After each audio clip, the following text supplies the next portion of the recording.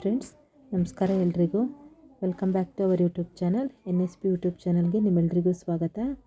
Friends, ನಾನಿವತ್ತು ಈ ವಿಡಿಯೋದಲ್ಲಿ ನಿಮ್ಮ ಜೊತೆ ನುಗ್ಗೆ ಸೊಪ್ಪನ್ನ ಯೂಸ್ ಮಾಡಿಕೊಂಡು ಯಾವ ರೀತಿ ತೊವೇನ ಮಾಡೋದು ಅಂತ ಈ ವಿಡಿಯೋದಲ್ಲಿ ನಿಮ್ಮ ಜೊತೆ ಶೇರ್ ಮಾಡ್ಕೊತಾ ಇದ್ದೀನಿ. ನಾನಲ್ಲಿ ಇದಕ್ಕೆ ನುಗ್ಗೆ ಸೊಪ್ಪನ್ನ ನೀಟಾಗಿ ಬಿಡಿಸಿ ಎತ್ತಿಕೊಂಡಿದ್ದೀನಿ. ನಾನು ಈ ಹಳೆಯ ವಿಡಿಯೋಗಳಲ್ಲಿ ನುಗ್ಗೆ ಸೊಪ್ಪನ್ನ ಹಾಕಿ ಯಾವ ರೀತಿ ಬಸ್ಸಾರು ಮಾಡೋದು, ಮೊಟ್ಟೆ ಹಾಕಿ ಯಾವ ರೀತಿ ಪಲ್ಯ ಮಾಡೋದು ಅನ್ನೋದನ್ನು ನಿಮ್ಮ ಜೊತೆ ಶೇರ್ ಮಾಡ್ಕೊಂಡಿದ್ದೆ. ಇವತ್ತು ತೊವೆ ಮಾಡೋ ವಿಡಿಯೋನ ನಿಮ್ಮ ಜೊತೆ ಶೇರ್ ಮಾಡ್ಕೊತಾ ಇದ್ದೀನಿ. ತೊವೆ ಮಾಡೋದಕ್ಕೆ ಆದಷ್ಟು ಎಳೆ ನುಗ್ಗೆ ಸೊಪ್ಪನ್ನ ತಗೊಳ್ಳಿ, ತುಂಬ ಚೆನ್ನಾಗಾಗುತ್ತೆ. ನೋಡಿ, ಇವಾಗ ನಾನು ಎಲ್ಲ ಸೊಪ್ಪನ್ನ ನೀಟಾಗಿ ಬಿಡಿಸಿ ಇಟ್ಕೊಂಡಿದ್ದೀನಿ. ನಾನಿಲ್ಲಿ ಒಂದು ಬಟ್ಲಷ್ಟು ನುಗ್ಗೆ ಸೊಪ್ಪನ್ನ ತೊಗೊಂಡಿದ್ದೀನಿ. ಒಂದು ಅಂದಾಜು ಒಂದು 3 ಹಿಡಿಯಷ್ಟಿದೆ. ಇದರಿಂದ 2 ಸಲನಾದರೂ ನುಗ್ಗೆ ಸೊಪ್ಪನ್ನ ನೀಟಾಗಿ ತೊಳೆದು ಇದನ್ನು ನೀರು ಸೋರ್ಸೋದಕ್ಕೆ ಎತ್ತಿಕೊಂಡಿದ್ದೀನಿ. ಇವಾಗ ಇದ್ರ ಜೊತೆಗೇ 1 ಬಟ್ಲಷ್ಟು ಹೆಸರುಬೇಳೆನ ತೊಗೊಂಡಿದ್ದೀನಿ.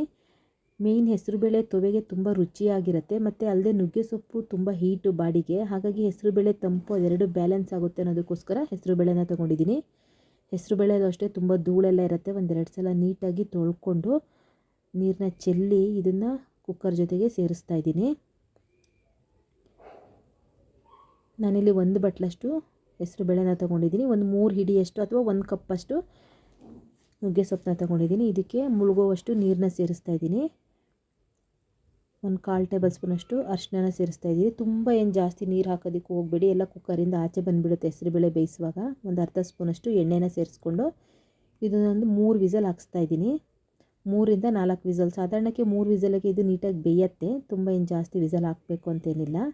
ಇದಾಗೋ ಅಷ್ಟರಲ್ಲಿ ಇದಕ್ಕೆ ಬೇಕಾಗಿರೋಂಥ ಇಂಗ್ರೀಡಿಯೆಂಟ್ಸು. ಬೆಳ್ಳುಳ್ಳಿನ ತೊಗೊಂಡಿದ್ದೀನಿ. ಇಲ್ಲಿ ಆದಷ್ಟು ಜಾಸ್ತಿ ಬೆಳ್ಳುಳ್ಳಿನ ತೊಗೊಳ್ಳಿ, ತೊವೆಗೆ ತುಂಬ ಚೆನ್ನಾಗಾಗುತ್ತೆ. 1-2 ಒಣಮೆಣ್ಸಿನ್ಕಾಯಿ, ಒಂದು 5ರಿಂದ 6 ಹಸಿಮೆಣ್ಸಿನ್ಕಾಯಿ ತೊಗೊಂಡಿದ್ದೀನಿ. ನಿಮ್ಮ ಖಾರಕ್ಕೆ ಅನುಗುಣವಾಗಿ ತೊಗೊಳ್ಳಿ. ನಿಮ್ಗೇನಾದರೂ ಹಸಿಮೆಣ್ಸಿನ್ಕಾಯಿ ತಿನ್ನೋದಕ್ಕೆ ಇಷ್ಟ ಇಲ್ಲ, ನಾವು ತಿನ್ನಲ್ಲ ಅನ್ನೋರಿದ್ರೆ ಖಾರದ ಪುಡಿನ ಸೇರಿಸ್ಕೊಳ್ಳಿ. 1-2 ಟೊಮೊಟೊನ ಸೇರಿಸ್ಕೊಂಡಿದ್ದೀನಿ ಮೀಡಿಯಮ್ ಸೈಜ್ದು. 1 ಈರುಳ್ಳಿನ ತೊಗೊಂಡಿದ್ದೀನಿ. ಇದು ಅಷ್ಟೇ ಮೀಡಿಯಮ್ ಸೈಜ್ದು 1 ಈರುಳ್ಳಿ. 1-2 ಕಡ್ಡಿಯಷ್ಟು ಕರಿಬೇವಿನ ಸೊಪ್ಪನ್ನ ತೊಗೊಂಡಿದ್ದೀನಿ. ಇದ್ರ ಜೊತೆಗೇ ಖಾರದ ಪುಡಿ ತೊಗೊಂಡಿದ್ದೀನಿ. ನಾನಿಲ್ಲಿ ಒಂದು ಅರ್ಧ ಟೇಬಲ್ ಸ್ಪೂನಷ್ಟು ಖಾರದ ಪುಡಿ ತೊಗೊಂಡಿದ್ದೀನಿ. ನೋಡಿಕೊಂಡು ತೊಗೊಳ್ಳಿ. ನಾನು ಮೆಣಸಿನ್ಕಾಯಿ ಯೂಸ್ ಮಾಡಿರೋದ್ರಿಂದ ಖಾರದ ಪುಡಿನ ಕಮ್ಮಿ ತೊಗೊಂಡಿದ್ದೀನಿ. 1 ಟೇಬಲ್ ಸ್ಪೂನಷ್ಟು ಧನಿಯಾ ಪೌಡರು, 1 ಟೇಬಲ್ ಸ್ಪೂನಷ್ಟು ಜೀರಿಗೆ, ಸ್ವಲ್ಪ ಅರಿಶಿನ, ಸ್ವಲ್ಪ ಸಾಸಿವೆ. ಒಗ್ಗರಣೆಗೆ ಮೇಯ್ನು ಇಂಗು. ನಿಮಗೆ ಇಂಗು ಬೇಕಂದರೆ ಯೂಸ್ ಮಾಡಿ, ಇಲ್ಲಾಂದರೆ ಸ್ಕಿಪ್ ಮಾಡ್ಬೋದು. ಇಂಗು ಯೂಸ್ ಮಾಡೋದೇ ಮೇಯ್ನ್ ಗ್ಯಾಸ್ಟ್ರಿಕ್ ಆಗುತ್ತೆ ಅನ್ನೋದಕ್ಕೋಸ್ಕರ. ಆದರೆ ಬೆಳ್ಳುಳ್ಳಿ ಜಾಸ್ತಿ ಹಾಕಿರೋದ್ರಿಂದ ನಾನಿಲ್ಲಿ ಹಿಂಗನ್ನ ಯೂಸ್ ಮಾಡ್ತಾಯಿಲ್ಲ. ನಾನಿಲ್ಲಿ ಇವತ್ತು ಮಡಿಕೆನಲ್ಲಿ ಮಾಡ್ತಾಯಿದ್ದೀನಿ. ಹಾಗಾಗಿ ಒಂದು ಮಡಿಕೆಗೆ 3 ಟೇಬಲ್ ಸ್ಪೂನಷ್ಟು ಎಣ್ಣೆನ ಸೇರಿಸ್ಕೊತಾ ಇದ್ದೀನಿ. ನೀವು ಮನೇಲಿ ಯಾವ ಎಣ್ಣೆನ ಯೂಸ್ ಮಾಡ್ತೀರಾ ಆ ಎಣ್ಣೆನ ಯೂಸ್ ಮಾಡ್ಕೊಳ್ಳಿ. ಎಣ್ಣೆ ಕಾಯ್ದ್ಮೇಲೆ ಸಾಸಿವೆ, ಜೀರಿಗೆ, ಜಜ್ಜಿಕೊಂಡಿರೋಂಥ ಬೆಳ್ಳುಳ್ಳಿನ ಸೇರಿಸ್ತಾ ಇದ್ದೀನಿ. ಬೆಳ್ಳುಳ್ಳಿ ಆದಷ್ಟು ಜಾಸ್ತಿ ತೊಗೊಳ್ಳಿ. ನಾನಿಲ್ಲಿ ಒಂದು 15 ಎಷ್ಟಲಷ್ಟು ಬೆಳ್ಳುಳ್ಳಿನ ತೊಗೊಂಡಿದ್ದೀನಿ.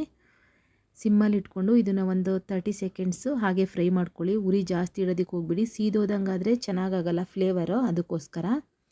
ಆಮೇಲೆ ಜೀರಿಗೆ ಜಾಸ್ತಿ ಹಾಕ್ಕೊಳ್ಳಿ. ಯಾವುದೇ ತೊವೆಗಾಗಲಿ ಜೀರಿಗೆ ಜಾಸ್ತಿ ಇದ್ದರೆ ಚೆನ್ನಾಗಾಗತ್ತೆ. ಇದಕ್ಕೆ ಕರಿಬೇವಿನ ಸೊಪ್ಪು, ಒಣಮೆಣ್ಸಿನ್ಕಾಯಿ, ಹಸಿಮೆಣ್ಸಿನ್ಕಾಯಿ ಎಲ್ಲವನ್ನು ಈಗಲೇ ಸೇರಿಸ್ತಾ ಇದ್ದೀನಿ.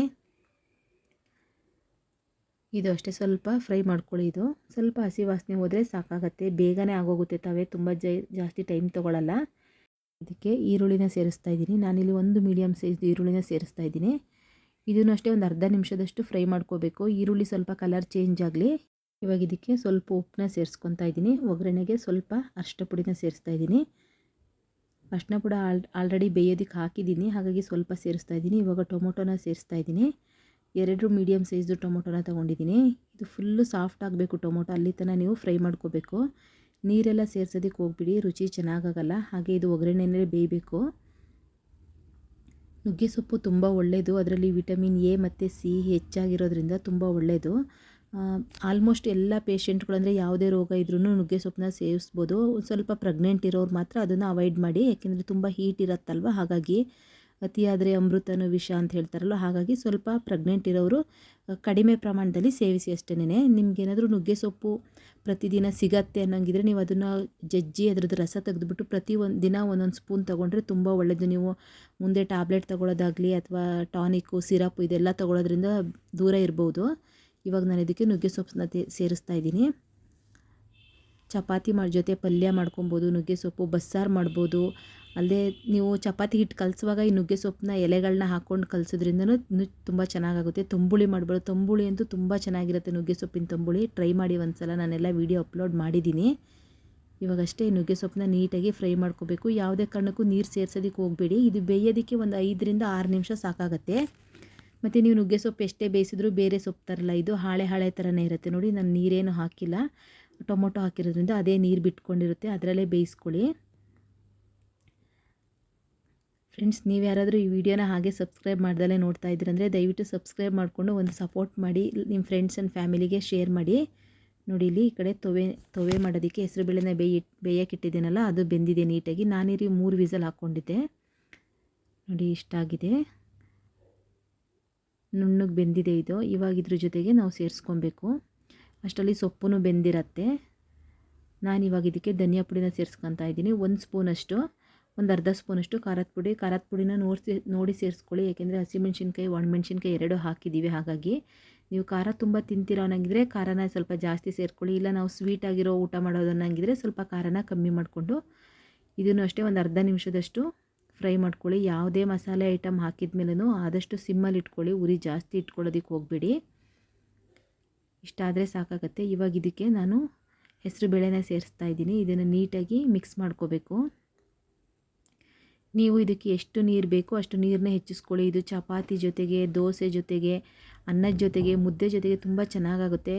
ಎಲ್ಲದಕ್ಕಿಂತ ಬಿಸಿ ಬಿಸಿ ಅನ್ನದ ಜೊತೆಗೆ ಸ್ವಲ್ಪ ತುಪ್ಪ ಹಾಕ್ಕೊಂಡು ಮೇಲೆ ಹೆಸರುಬೇಳೆ ತೊವೆ ಹಾಕ್ಕೊತಾ ಇದ್ದರೆ ಸೂಪರಾಗಿರುತ್ತೆ ರುಚಿ. ನೋಡಿ ಇವಾಗ ಆಗಿದೆ. ಈ ಟೈಮಲ್ಲಿ ನೀವು ನೀರನ್ನ ಹೆಚ್ಚಿಸ್ಕೊಳ್ಳಿ ಮತ್ತು ರುಚಿಗೆ ತಕ್ಕಷ್ಟು ಉಪ್ಪನ್ನ ಈ ಟೈಮಲ್ಲಿ ನೋಡಿ ಹಾಕ್ಕೊಳ್ಳಿ. ಯಾಕೆಂದರೆ ನಾವು ಸ್ವಲ್ಪ ಪ್ರಮಾಣದ ಉಪ್ಪನ್ನ ಮಾತ್ರ ಹಾಕಿರ್ತೀವಿ. ಹಾಗಾಗಿ ನೀವೊಂದು ಸಲ ಮಾಡ್ಕೊಳ್ಳಿ ಫ್ರೆಂಡ್ಸ್. ಯಾವ ರೀತಿ ಬಂದಿತ್ತು ಅಂತ ಕಮೆಂಟ್ ಮಾಡಿ ಹೇಳಿ. ಬರೀ ನೀವು ವಿಡಿಯೋ ನೋಡೋದಲ್ಲ, ನೀವು ಟ್ರೈ ಮಾಡಿಬಿಟ್ಟು ನನಗೆ ಅಲ್ಲಿ ಯಾವ ರೀತಿ ಬಂದಿತ್ತು ವಿಡಿಯೋ, ಟೇಸ್ಟ್ ಹೇಗಿದೆ ಅನ್ನೋದನ್ನ ಕಮೆಂಟ್ ಮಾಡಿ ಹೇಳಿ, ಆಯಿತಾ. ನೋಡಿ ಇವಾಗ ನಾನು ಸ್ವಲ್ಪ ನೀರನ್ನ ಜಾಸ್ತಿ ಮಾಡ್ಕೊಂಡಿದ್ದೀನಿ.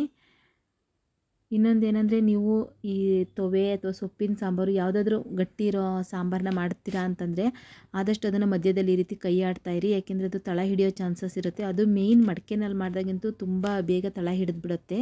ಹಾಗಾಗಿ ಆವಾಗವಾಗ ನೀವು ಅದನ್ನು ಸ್ವಲ್ಪ ಕೈ ಆಡಿಸ್ತಾಯಿರಿ, ಕೈಯೆಲ್ಲ ಸೌಟಾಡಿಸ್ತಾಯಿರಿ. ನೋಡಿ ಈ ರೀತಿ ಆಗಿದೆ. ಒಂದು ಕುದಿ ಬಂದರೆ ಸಾಕಾಗುತ್ತೆ. ಯಾಕೆಂದರೆ ನುಗ್ಗೆ ಸೊಪ್ಪು ಆಲ್ರೆಡಿ ಬೆಂದಿರುತ್ತೆ, ಅದಲ್ಲದೆ ಹೆಸರುಬೇಳೆನೂ ಆಲ್ರೆಡಿ ಬೆಂದಿರೋದ್ರಿಂದ ಒಂದು ಕುದಿ ಬಂದರೆ ಸಾಕಾಗುತ್ತೆ. ನೋಡಿ ಹೆಸರುಬೇಳೆ ಕುದೀತಾ ಇದೆ, ತವೆ ರೆಡಿಯಾಗಿದೆ, ಸೂಪರಾಗಿರುತ್ತೆ. ನೀವೊಂದ್ಸಲ ಫ್ರೆಂಡ್ಸ್ ಟ್ರೈ ಮಾಡಿ, ಹೇಗೆ ಬಂದಿತ್ತು ಅಂತ ಕಮೆಂಟ್ ಮಾಡೋದನ್ನು ಮರಿಬೇಡಿ, ಓಕೆನಾ. Thank you friends, thank you so much for watching. Bye bye, see you next ವಿಡಿಯೋದಲ್ಲಿ ಸಿಗ್ತೀನಿ.